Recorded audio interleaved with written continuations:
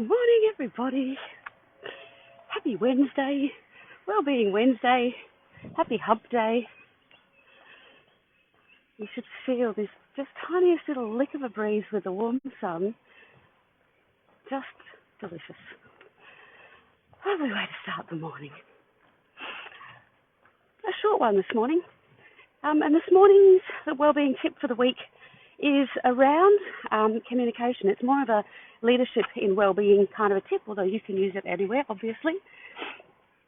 And it's around having those challenging or difficult conversations, or those conversations that we avoid. It might be a conversation, a check-in conversation with somebody that we're not sure how to have. It might be a bit of a difficult, sticky conversation, or some feedback we need to give that we don't, really like doing. And there's a couple of different principles that are handy to use.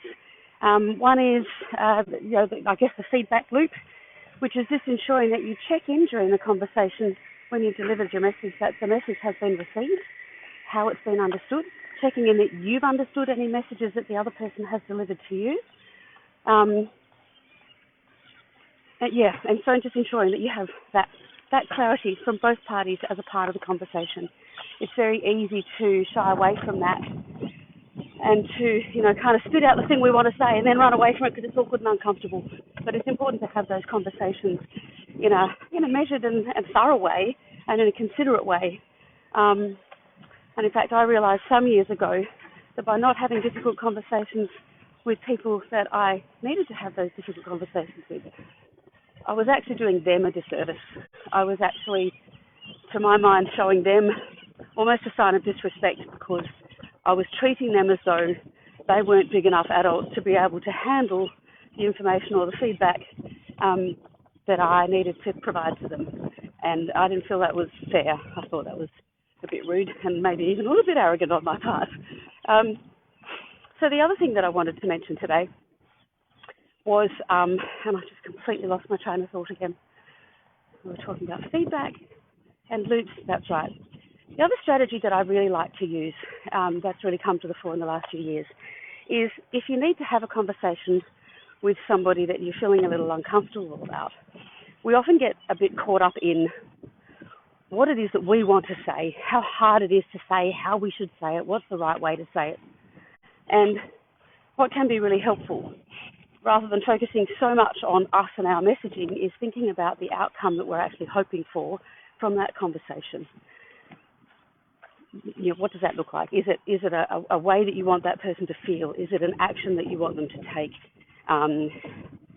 But have a think about that and essentially reverse engineer. So think about the outcome that you want from that conversation. Think about the various ways that you could have that conversation, where you could have it, in what forum, at what time of day, different things like that. And then think about the likely outcome from each of those strategies that you might choose to use. And that really helps to give you some certainty and some confidence. And then you can take the time to have that conversation again in a measured and calm and thoughtful and considerate way because you thought through those factors beforehand.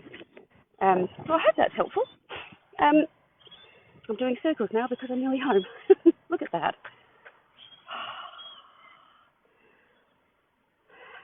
Beautiful Aussie blue skies. So yes, so that's my tip for the week. It's around communication in wellbeing. And if you have any interest, if you have areas of your own health and wellbeing that you would really like a little bit of support with, making some positive changes that stick, coaching can be really great for that.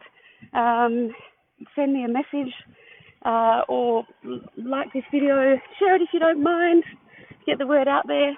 And I'd love to have a chat and see if maybe I could be somebody that could work with you and that you might get benefit from. Yes, and actually that's my next post might do around, I think, the dimensions of wellbeing. It's very easy for us to think of wellbeing as being mental health, physical health, weight, stress. But actually there's 8 dimensions to wellbeing. So might chat about those coming up. All right, everybody, have a wonderful Wednesday. Take care. Bye.